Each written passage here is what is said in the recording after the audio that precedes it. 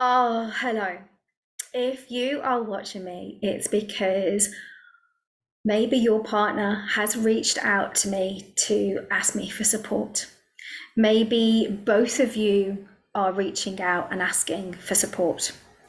Maybe you are the one that has just had this conversation that that your partner wants intimacy different, or that she's lacking internal sensation, or she's got low libido, and you're feeling, oh my God, this is something that I'm doing wrong. This is bad. Um, you feel hurt. You feel rejected by your partner. And I want to celebrate you both for listening to this, because the person that has brought it up, that maybe there's a lack of sensation, it's not feeling as it used to, there's a lack of desire for it. I want to celebrate, okay, this person that has decided to share this. Maybe it's with you, because this takes a lot, right? This takes a lot, and it actually means the very reason that you're here means that this person wants to work on the relationship, wants to make it better. And he or she, they, have been vulnerable in this space. And they desperately don't want to upset you in any way.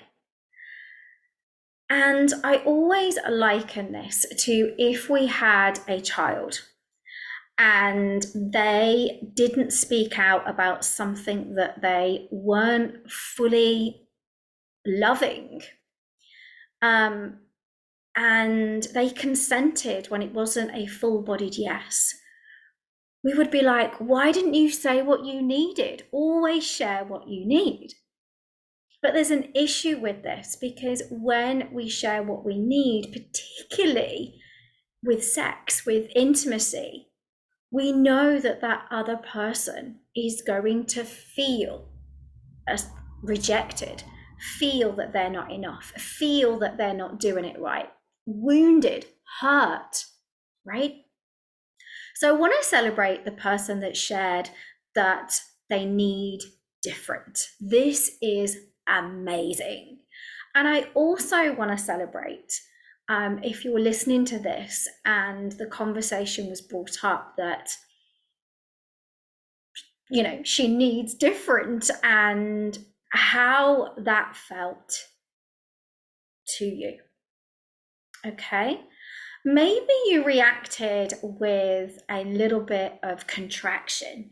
Maybe you reacted from a space of feeling wounded. That's okay, right?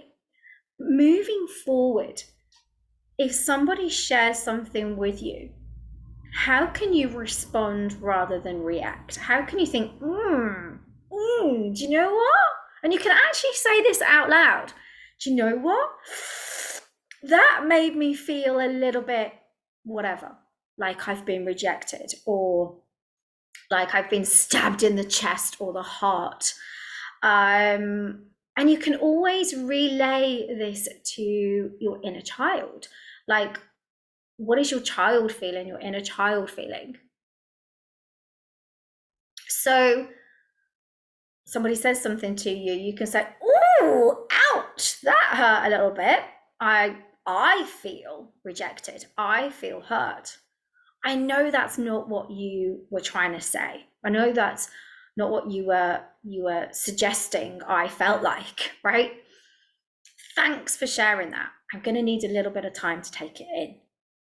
Or, okay, how can we move forward with this?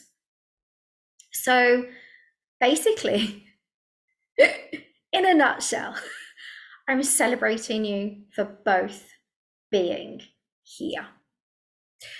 And by being here, it means that you want better intimacy.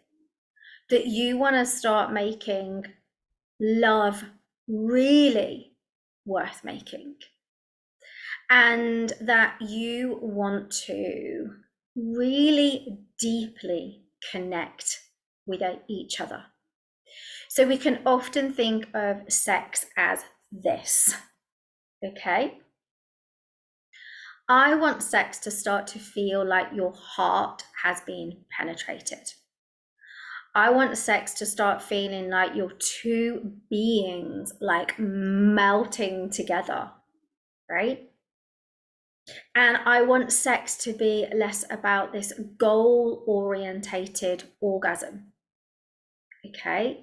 And more about feeling, holding, sharing, and connecting. So this is intimacy. Into me I see, into you I see. So none of us had sex education. Well, we did. We had it at school, and it taught us that this goes into this, and then there's porn, and then not to get pregnant, and contraception, etc. It never taught us how to actually explore our bodies. Okay, it says that masturbation is great, but it never went deeper into self-pleasure practices. It never taught us what to do in a situation where there's lack of libido or lack of sensation. Okay. And we obviously learned from porn, and then we may have read things. And a recent post that I saw was she comes first, make sure that she comes first. So often we know that twiddling the boobs and going for the clit will turn her on, right? And then we see that she gets turned on, so her body produces juice. Okay, and then we take that wetness as she is ready, whereas actually she can be wet before she's ready.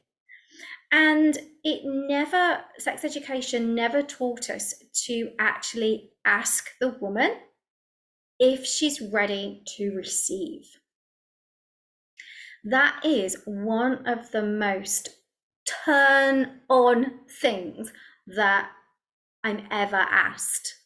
Is she open to receive? Is she ready? And for me to have that power and vulnerability and safety to actually be able to say in my relationship, I'm not ready. No, I need more. That's actually not doing it for me. I need this. And when we can get sex like that has taken out the end goal, when we can get sex that isn't about pumping and friction, and when we can have sex that isn't about rushing her to orgasm so that then we think she's ready, she's juicy, and then we can go in. When we have sex differently, it's so much more beautiful.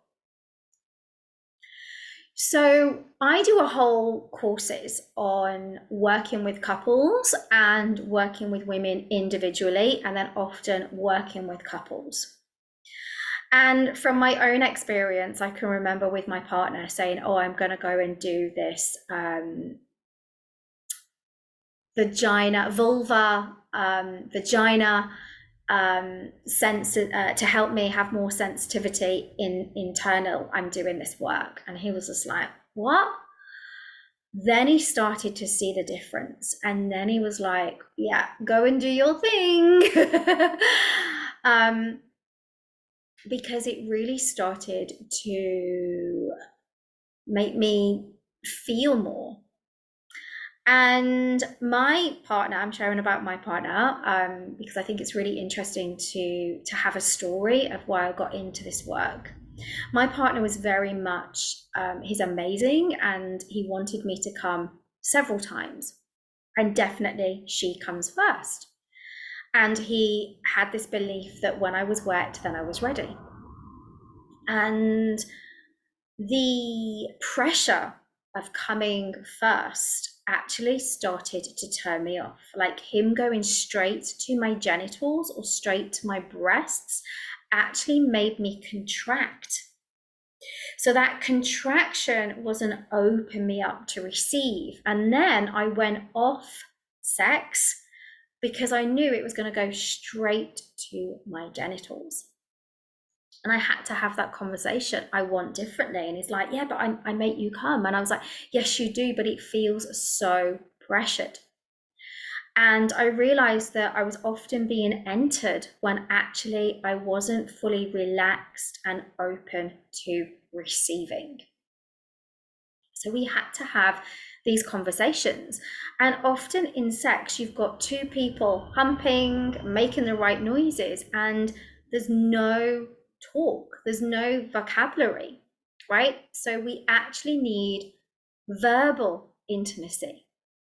Okay, and I know that's not what we see in the movies and, you know, all porn, and we're not going to be like, okay, step one, okay, tick that, step two, what do you want now? It's not like that, but it's like, you know, do you need this softer, harder? Or the woman can say, actually, that's a little bit too intense. Can you come off that? Can we slow this down? Can we pause? Can we take a moment?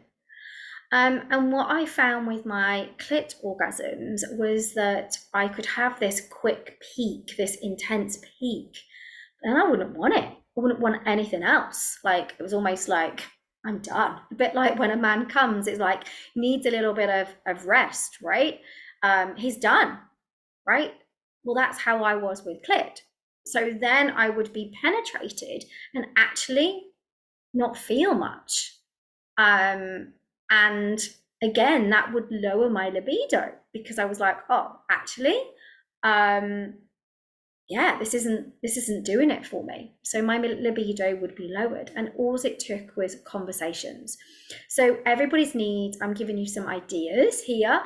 Everybody's needs are different, and it's verbal intimacy that we need, and to take the O out and take the penetration out and learn to penetrate each other's hearts first, because that is going to get her as horny as hell and really turned on. Like I said, I do a whole course on this. I'm trying to give you as much as I can, and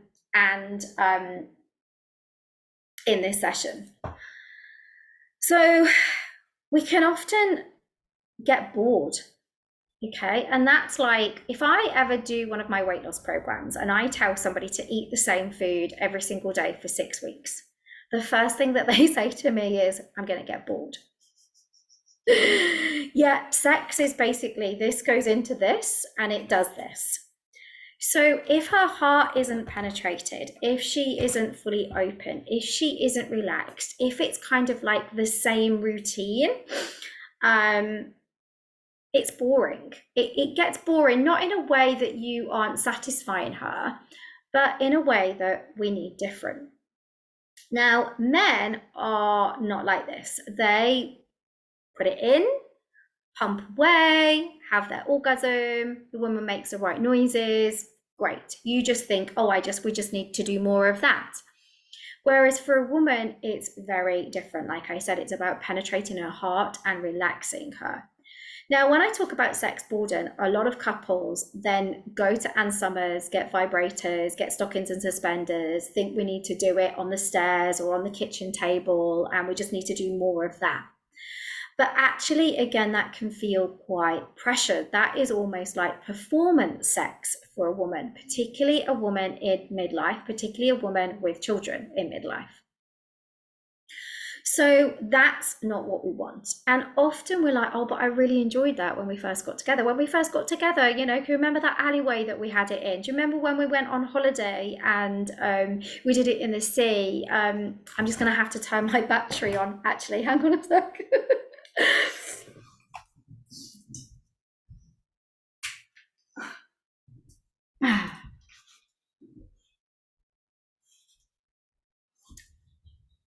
Okay, back. So it's very rough around the edges for me. I'm going with it anyway. I nearly like deleted the first bit because I was a bit flustery, but I'm going with it now. So bear with me. So yeah, we can often want that that same thing. And actually, for a woman, that can be quite off putting because, again, it feels like we have to perform. It feels, yeah, perform. And it's not what we want. Yet, we are told by the sex industry and Anne Summers, revitalize your sex life, buy this underwear, buy this vibrator, do a bit more kink. In actual fact, I'm not against kink, by the way, but in actual fact, what we need to bring in is heart to heart connection again, intimacy. Okay. And it's not about more. It certainly isn't about pumping more, thrusting more, or any more friction. It's more in a different way. And this is amazing because you get to try new things. Don't be like disheartened by this. That doesn't mean that you're never going to have spontaneous intimacy sex ever again. And she's not going to ask for a quick F because she might. Okay. But it is just changing things up, and get excited about this, right? Get excited. Women in midlife, and women particularly if they've had children, require different. If you think about what our bodies have gone through to birth the children, to carry the children, to look after and nurture the children, yeah, they've gone through a lot. And actually, for a woman to have deep, beautiful, relaxing orgasms, not tension orgasms, then actually it's about her nervous system. And when I talk about tension orgasms, clit, particularly rubbing it really, really hard, we can tense up and then we go to this peak and then it's gone. Whereas actually, a beautiful, deep internal orgasm for the woman is like this real slow build up, and she needs to relax into it. Whereas when we touch, go straight to the genitals, we can tense. Okay, and it can take a little bit of a while for us to relax into it, and then we're building up again, and it's tense. We've reached the peak, and then it's gone. So midlife women, we need different. Okay. So I've covered sex boredom. I've covered how it can feel when somebody says that we need different, and about celebrating it instead, and how to respond, not react.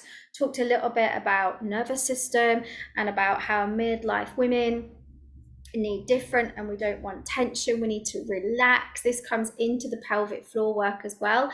If a woman has prolapse, or she has leaking, or she holds any birth trauma, or every woman I know holds trauma in this area, okay? Every single woman I know, then she's going to be contracted in this area, which is why my courses teach how to move that through us and understand the sex and the psyche. So that's really important as well.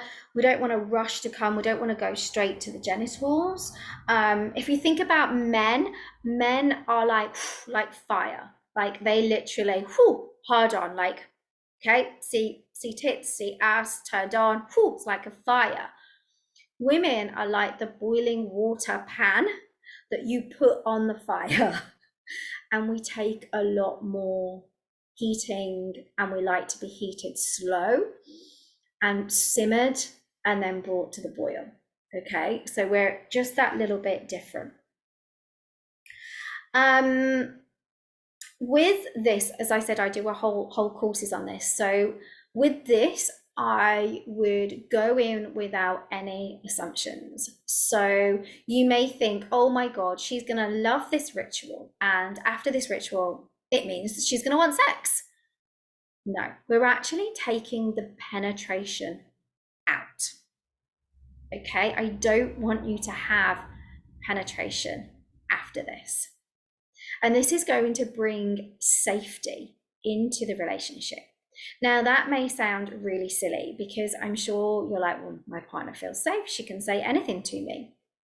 But trust me on this, it can be so hard for a woman to say no and to actually say what she needs. So that's what we're going to start working on. So you may think that she's going to really enjoy it, and she may not be able to sink into it at all. Her head may be still full. She may be like, I was actually irritated by that. You may thoroughly hate it. It's just boring. Like, you want to get in and get going. You're so turned on. And the whole point of this is to bring back sensual touch and safety. And when we can bring in soft touch, that's when we can bring in the internal orgasms, because she starts to feel more heart to heart connection, open, penetrated. Something that my partner brought up, and I just want to bring it in, that I was always going to pleasure him. And if I didn't want this, I wouldn't touch him. And what came up was I was actually scared of it getting hard. Because when it gets hard, it means that they want something. And in my busy life, I was giving. And I was like, oh, somebody else wants something.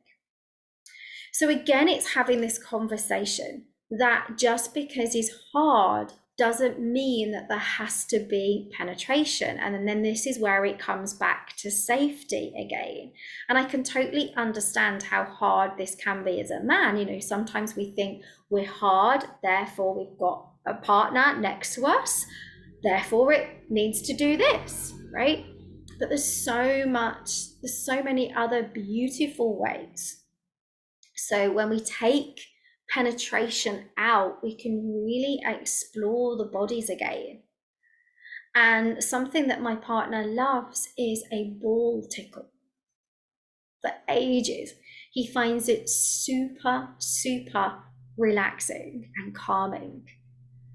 And he knows that just because he's getting a ball tickle doesn't mean we have to go to level stage 2, base 2 and 3. Okay, it can be a ball tickle.